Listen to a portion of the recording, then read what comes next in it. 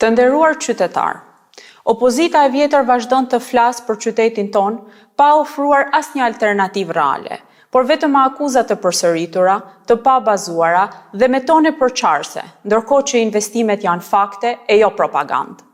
Me 11 maj, Shkodra përballet me një zgjedhje të rëndësishme, mes së shkuarës që e la qytetin në harres dhe së ardhmes që po ndërtohet me përkushtim dhe vizion.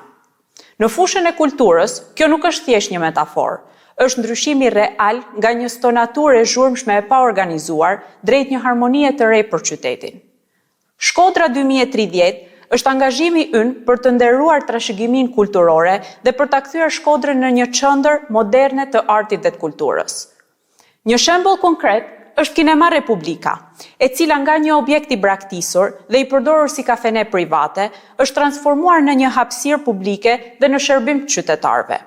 Me një investim prej 24 milion lekësh, kjo ndërhyrje është dëshmi e qartë e përkushtimit ton për ringjalljen kulturore të qytetit. Po ashtu Teatri Migjeni, simbol i identitetit artistik të Shkodrës, pas mbi 20 vitesh në harres, por rikthehet në vëmendje.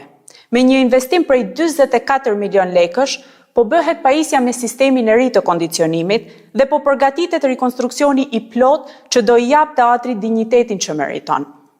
Në vetëm 2 vite janë organizuar mbi 220 evente kulturore, duke përfshirë komunitetin e promovuar krijimtarinë vendase. Kjo është vetëm nisja e një epoke të re për jetën artistike dhe kulturore të Shkodrës.